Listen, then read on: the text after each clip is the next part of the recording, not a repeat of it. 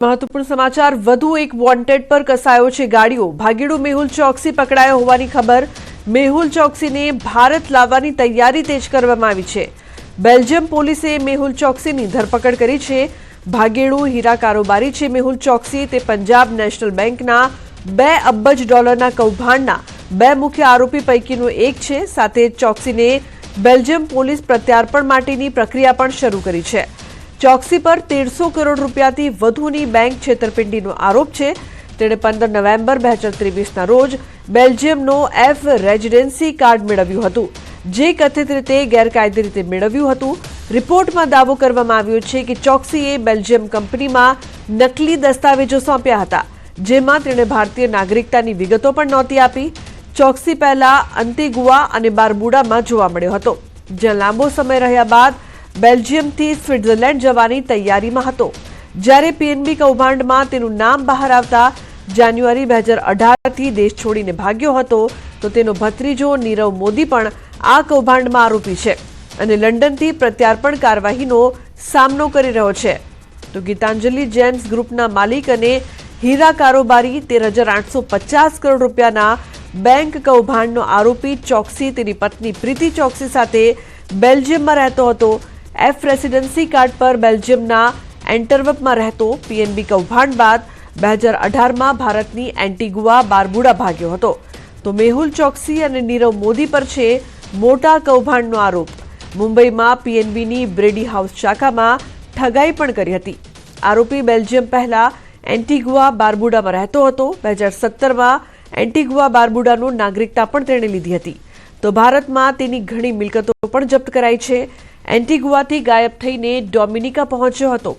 તો ડોમિનિકામાં 51 દિવસ જેલમાં વિતાવ્યા નકલી દસ્તાવેજો સાથે બેલ્જિયમમાં આશ્રય મેળવ્યો હતો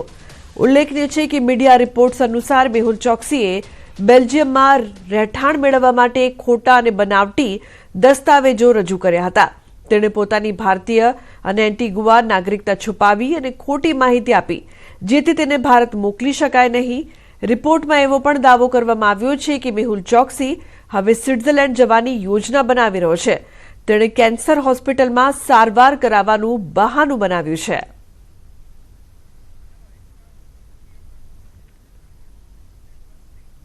નેટવર્ક પર મોટી સ્ટ્રાઇક પોરબંદરના દરિયાકાંઠાથી 300 કિલો ડ્રગ્સ પકડાયું 1800 કરોડ રૂપિયાનું 300 કિલો ડ્રગ્સ પકડાયું છે ગુજરાત એટીએસ અને કોસ્ટગાર્ડનું સંયુક્ત ઓપરેશન કોસ્ટગાર્ડના જહાજને જોઈને ડ્રગ્સ તસ્કરોએ ડ્રગ્સને ફેંકી દીધું હતું અને આઈએમબીએલ પાર કરીને ભાગી છૂટ્યા હતા જે બાદ કોસ્ટગાર્ડે દરિયામાંથી ડ્રગ્સનો જથ્થો ઝડપી પાડ્યો હતો આ કેસની આગળની તપાસ ગુજરાત એટીએસ કરી રહી છે તો મહત્વપૂર્ણ સમાચાર 1800 કરોડનું 300 કિલો ડ્રગ્સ છે તે જપ્ત કરવામાં આવ્યું છે ડ્રગ્સનો જથ્થો ક્યાં લઈ જવાતો હતો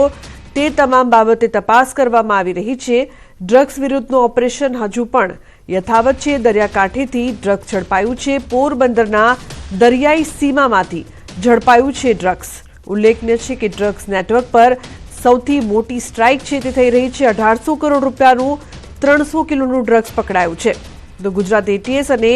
કોસ્ટગાર્ડ દ્વારા સંયુક્ત ઓપરેશન છે તે પાર પાડવામાં આવ્યું જેમાં મોટી માત્રામાં ડ્રગ્સનો જથ્થો છે તે મળી આવ્યો છે ઉલ્લેખનીય છે કે આટલી મોટી માત્રામાં ડ્રગ્સનો જથ્થો છે તે ક્યાં લઈ જવાઈ રહ્યો હતો તે તમામ બાબતે તપાસ કરવામાં આવશે ડ્રગ્સ નેટવર્ક પર એક મોટી સ્ટ્રાઇકને અંજામ આપવામાં આવ્યું છે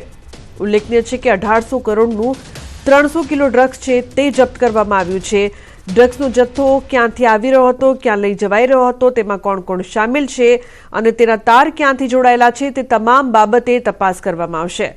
સંવાદદાતા ઋત્વિજ સોની ફોન લાઈન પર જોડાયા છે વધુ માહિતી આપવા માટે ઋત્વિજ શું વધુ માહિતી ડ્રગ્સ નેટવર્ક પર એક મોટી સ્ટ્રાઇક જી વાત તો એટીએસ ને સૌથી મોટી સફળતા ગઈ કારણ કે એટીએસ અને કોસ્ટગાર્ડ દ્વારા ઓપરેશન પાર પાડવામાં આવ્યું છે 4 અને 13 એપ્રિલ આ ઓપરેશન પાર પાડવામાં આવ્યું હતું એટીએસ ને બાતમી મળી હતી અને કોસ્ટગાર્ડની મદદ લીધી હતી અને ત્યારબાદ જે રૂપિયા 18 કિંમતનું 300 કિલો જેટલું ડ્રગ્સ છે તે હાલ ઝડપી પાડવામાં આવ્યું છે આ ડ્રગ્સ ક્યાંથી આવ્યું હતું કઈ જગ્યાએ જવાનું હતું કોને પહોંચાડવાનું હતું આ તમામ બાબતો લઈને હાલ ગુજરાત એટીએસ દ્વારા વધુ તપાસ કરવામાં આવી રહી છે અને એક ગુજરાત એટીએસને સૌથી મોટી સફળતા કહી શકાય કારણ કે કરોડોની કિંમતનું આ જે ડ્રગ્સનો જથ્થો છે તે હાલ ઝડપી પાડવામાં આવ્યો છે। મહત્વની બાબત તો એ છે કે જે રીતે દરિયાઈ સીમા દ્વારા ગુજરાત તેમજ અન્ય જે રાજ્યોની અંદર આ જે ડ્રગ્સ પહોંચાડવામાં આવતું હોય છે તેને ઝડપી પાડવા માટે એટીએસ દ્વારા કમર કસવામાં આવી છે અને અત્યાર સુધીમાં કરોડો રૂપિયાનું આ ડ્રગ્સ છે તે ઝડપી પાડવામાં આવ્યું છે અને વધુ એક વખત એટીએસને વધુ એક સફળતા પણ મળી છે। બિલકુલ ઋત્વિજ, એટીએસને ખૂબ જ મોટી સફળતા મળી છે, પરંતુ ગુજરાતની દરિયાઈ સીમા છે તેનો વારંવાર ઉપયોગ થાય છે ડ્રગ્સ માટે, તેના પર પાબંદી આવે તેના માટે શું કરવું જરૂરી છે તંત્રને? હજી વાત કરીએ તો જે પ્રકારે આ જે ડ્રગ્સ છે, માદક દ્રવ્યો છે, તેને અલગ અલગ જગ્યાએ પહોંચાડવા માટે જે ખાસ કરીને દરિયાઈ સીમાનો ઉપયોગ કરવામાં આવતો હોય છે અને છેલ્લા કેટલાક સમયથી ગુજરાત એટીએસની વાત કરીએ તો ગુજરાત એટીએસ દ્વારા અનેક વખત કરોડોની કિંમતનો આ જે ડ્રગ્સનો જથ્થો ઝડપી પાડવામાં આવ્યો છે। મહત્વની બાબત તો એ છે કે જે પ્રકારે ડ્રગ્સ માફિયાઓ દ્વારા આ જે દરિયાઈ સીમાનો ઉપયોગ કરવામાં આવતો હોય છે તેને ધ્યાનમાં રાખીને વારંવાર ગુજરાત એટીએસ તેમજ જે કોસ્ટગાર્ડ છે તેમના દ્વારા વારંવાર પેટ્રોલિંગ પણ કરવામાં આવતું હોય છે અને જે ડ્રગ્સનો જથ્થો છે તેની હેરફેર ન થાય તે માટેની ખાસ તકેદારી રાખવામાં આવતી હોય છે અને તે તકેદારીના ભાગરૂપે જ અનેક વખત ગુજરાત એટીએસને અને સફળતા મળી છે અને વધુ એક વખત જયારે આ પ્રકારના ડ્રગ્સનો જથ્થો છે તે ઘુસાડવાનો પ્રયત્ન કરવામાં આવતો હતો અને જયારે તેઓ બાતમી મળી હતી તેના આધારે જે કોસ્ટગાર્ડ છે તેની મદદ લેવામાં આવી હતી અને કોસ્ટગાર્ડની મદદથી આ જે કરોડો રૂપિયાનું ડ્રગ્સ છે તે હાલ ઝડપી પાડવામાં આવ્યું છે। બિલકુલ, સાથે જ તસ્કરોએ જે પ્રકારથી ડ્રગ્સનો જથ્થો હતો તે પણ ફેંકી દીધો હતો, તેને લઈને શું વધુ માહિતી પ્રાપ્ત થઈ રહી છે? જે રીતે વાત કરીએ તો જે કેટલોક જે ડ્રગ્સનો જથ્થો હતો તે પણ દરિયામાં ફેંકવામાં આવ્યો હોવાની હાલમાં પ્રાથમિક માહિતી મળી રહી છે અને તેને લઈને પણ એટીએસ દ્વારા અને કોસ્ટગાર્ડ દ્વારા કાર્યવાહી કરવામાં આવી છે, કારણ કે જે પ્રકારે ગુજરાત એટીએસ અને કોસ્ટગાર્ડ દ્વારા વારંવાર આ પ્રકારના ઓપરેશનો કરવામાં આવતા હોય છે તેને લઈને એક જે ડ્રગ્સ માફિયાઓ હોય છે તેઓની અંદર ક્યાંક ને ક્યાંક ડર જોવા મળતો હોય છે અને જ્યારે પણ આ પ્રકારનું ઓપરેશન પૂરું પાડવામાં આવતું હોય છે ત્યારે ક્યાંક ને ક્યાંક જે ડ્રગ્સનો જથ્થો હોય છે તેને નાશ કરવાનો પ્રયત્ન કરવામાં આવ્યો છે અને તેને ધ્યાનમાં રાખીને હાલમાં જે કોસ્ટગાર્ડ છે તેના દ્વારા જે ડ્રગ્સનો જથ્થો છે તે પણ જપ્ત કરવા માટેની કાર્યવાહી કરવામાં આવી છે અને જે હાલ જે ડ્રગ્સનો જથ્થો મળી આવે છે તેની કિંમતની વાત કરીએ તો ₹1800 કરોડની કિંમત થાય છે અને 300 કિલો જેટલું આ જે એમડી ડ્રગ્સ છે તે હાલ જપ્ત કરવામાં આવ્યું છે। બિલકુલ ઋત્વિજ, જે પ્રકારથી કોસ્ટગાર્ડના જહાજને જોઈને તસ્કરોએ ડ્રગ્સનો જે જથ્થો છે તે તો ફેંક્યો જ, પરંતુ સાથે આઈએમબીએલ પાર કરીને તે ભાગી પણ છૂટ્યા હતા, તેને લઈને શું વધુ માહિતી છે? જે રીતે વાત કરીએ તો જયારે પણ આ પ્રકારનું ઓપરેશન પૂરું પાડવામાં આવતું હોય છે ત્યારે જે ડ્રગ્સ માફિયાઓ દ્વારા જે વ્યક્તિઓ પાસે આ પ્રકારની હેરાફેરી કરાવતા હોય છે તે વ્યક્તિઓને માત્ર ને માત્ર એટલો જ આદેશ હોય છે કે આ જે ડ્રગ્સનો જથ્થો છે તે કયા માર્ગ દ્વારા ક્યાં સુધી પહોંચાડવાનો હોય છે અને જે તે જગ્યા પર પહોંચ્યા બાદ આગળની જે તે વ્યક્તિઓને ક્યારે આપવાનો હોય છે, કેટલા સમયગાળા દરમિયાન આપવાનો હોય છે, આ તમામ બાબતોની માહિતી છે તે વારંવાર જયારે જે ડ્રગ્સ માફિયાઓ હોય છે તેઓ સુધી પહોંચાડતા હોય છે અને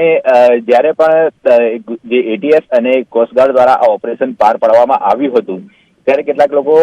જે નાસી છૂટ્યા હોવાનું પણ જાણકારી મળી રહી છે। એટલે આ લોકો કોણ હતા, ક્યાંથી આવ્યા હતા, કઈ જગ્યાએ ડ્રગ્સનો જથ્થો પહોંચાડવાનો હતો, કોને આપવાનો હતો, કઈ જગ્યાએથી લાવવામાં આવ્યો હતો, કુલ કેટલું ડ્રગ્સ હતું, આ તમામ બાબતોની તમામ બાબતો છે એક તપાસનો વિષય છે અને જયારે ગુજરાત એટીએસ દ્વારા આ બાબતે તપાસ કરવામાં આવશે ત્યારે વધુ